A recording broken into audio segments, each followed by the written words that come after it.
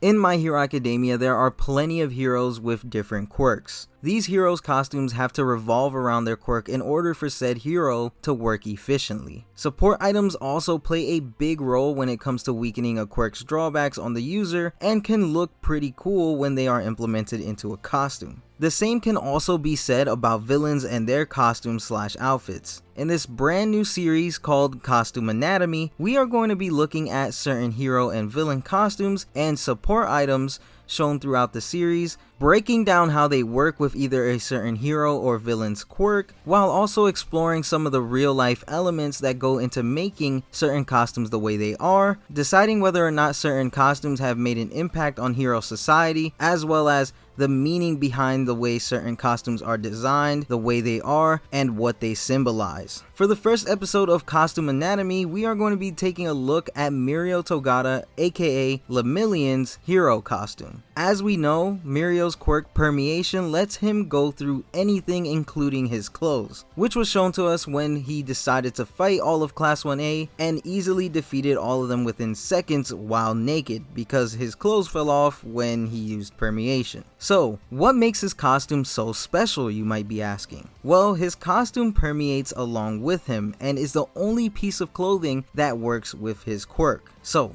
let's break down Mirio's costume piece by piece. Mirio's costume design was inspired by an unnamed pro hero who had rescued Mirio when he had accidentally fallen into the river in the past when he was a child. That incident sparked his desire to become a hero and save others. And the main reason why the number 1,000,000 is printed on the costume and implemented into his hero name is because his goal is to save at least 1,000,000 people. The Lemillion is Mirio's helmet. Now, the helmet is a real odd piece to his costume since he has the ability to permeate through anything and his helmet doesn't permeate along with him. So there is honestly no real need for the helmet to be a part of his hero costume at all. I mean, the dude just tosses his helmet aside during the raid on the Hasaikai. But in an extra manga page showcasing the costume, it said that the Lemillion could come in handy during an unexpected battle, but the helmet is likely to slip off sooner or later due to permeation. So even though his helmet seems useless, on the odd chance that Mirio is caught off guard and doesn't have the chance to use permeation, his helmet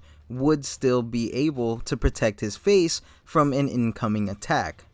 Now, the Lemillion suit is the rest of Mirio's costume, which consists of his gloves, boots, cape, and tights. His cape is the one part of his costume that can be used for defense for blocking an armed opponent's sight, throwing off their aim. And even though Mirio wasn't a well-known hero outside of UA, his cape still meant something to Eri, giving her hope and the need to be saved. Now, like I stated earlier, the most interesting part of his costume is that the Lemillion suit is the only piece of clothing in the world that permeates along with him. The reason for this is because Mirio's costume is constructed from a special fiber made of his own hair and is designed to become permeable when he uses his quirk. Before entering UA, students submit their quirk registry and bodily specification forms. Then a support company affiliated with the school prepares costumes for everyone. Students can also attach request forms and their specifications are then transformed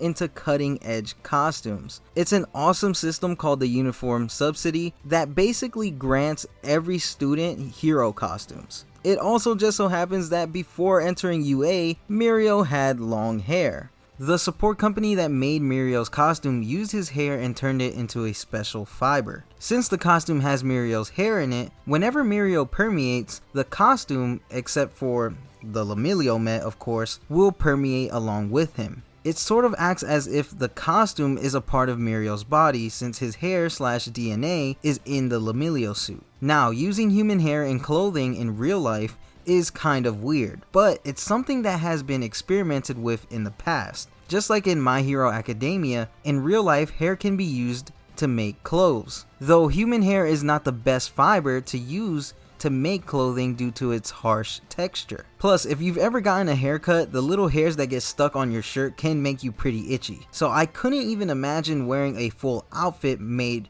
from hair, especially tights. But there is a way to make human hair a workable fiber to be used to make clothes, by blending it with another fiber to help make it soft, which is most likely what the support company did with Mirio's hair. Now, the amount of hair that Mirio had before entering UA definitely would not have been enough to make a full-on costume out of it. So, using his DNA/cells from his body to help make the costume would make a lot of sense too, since we know that Mirio isn't the only aspiring hero to have their DNA/cells in their costume. Setsuna Tokage, aka Lizardy's costume, is made of her cells. So whenever she uses her quirk Lizard Tail Splitter and loses one of the 50 pieces of her body as well as her costume will regenerate. I find it very fascinating that these support companies are able to make costumes using the DNA and cells from someone, so that way their costume will be able to work super efficiently with their quirk. It really shows us just how cutting edge these costumes really are,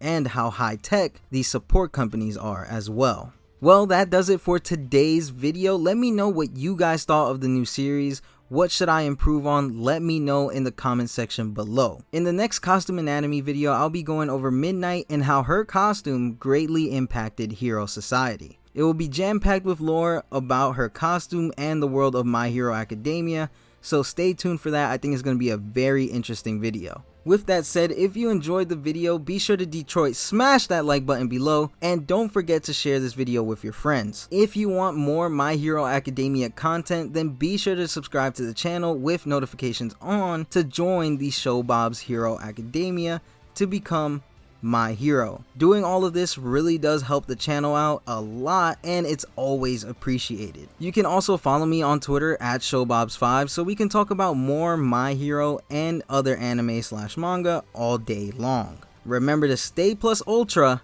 and I'll see you guys in the next one. Peace.